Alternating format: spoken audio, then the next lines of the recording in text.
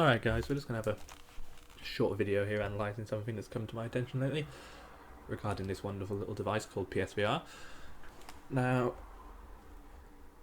recently Superdata, a research firm in the US, has just decided that we're going to cut the projections of this thing from, if I zoom in, because the resolution is terrible on here, we're going to go from 2.6 million to 750,000 in the entirety of 2016, so from when this launches in October up until December 31st, including Black Friday, Christmas, Cyber Monday, all that kind of stuff. And what's caught my attention is why they've said this. They've said that it could have benefited, but supply has been short, marketing has been questionable, and there's no deals on it. They're pushing PS4 Pro more than PSVR, the games aren't all there. And one of the things they have especially noticed, if I can find it,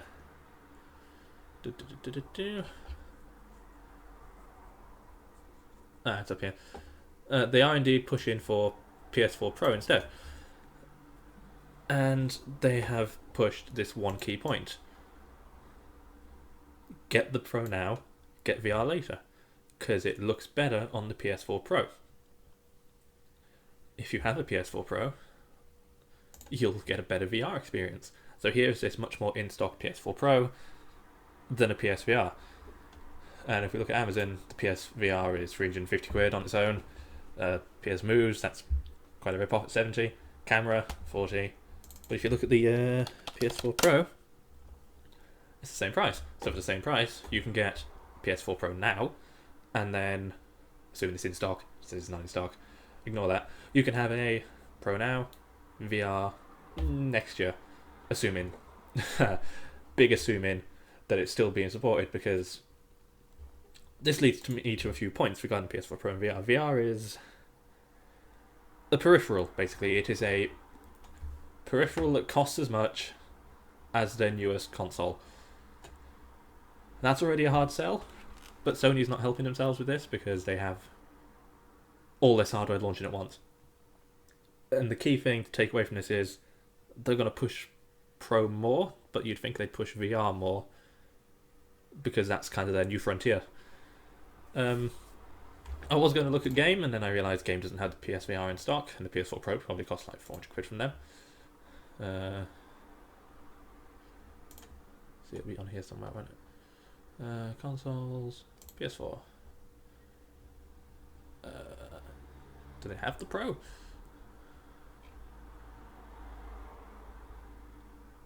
Doesn't look like it. Oh, they do. It's a bit more expensive with an online gaming kit, but the point is that it's definitely weird they're pushing the Pro more, especially with the angle of your VR experience will be better on Pro. And as I said, it's a peripheral, so the peripheral point leads to this entire list of Sony-owned consoles. I couldn't find a list of Sony peripherals, but we'll get to that. Because one of the things I want to point out is the Move, which is 8 years old now, I think. 6 to 8 years old now. The iToy, the Wonder Book, that was used for one game, I think. PlayStation TV, that was a thing. They screwed the Vita over, the PSP Go. PlayStation Mobile, I remember most people only heard about that as they announced it was being discontinued, and it had been in service for 2 years. And the thing to take away from that is, if it's not their main box, if it's not called a PS4 Pro, their mentality historically has been, let's put PlayStation on the box and it'll sell itself. But, you know, obviously TV, Vita, Go, Mobile is proven, no, that's not the case.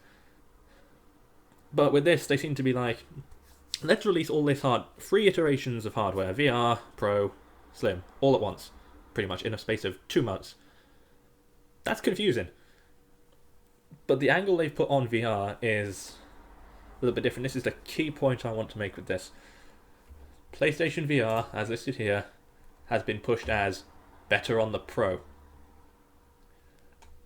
And I actually think, given the rather staggered release, this isn't proven, this could just be them being them, the VR is a way to sell PS4 Pro.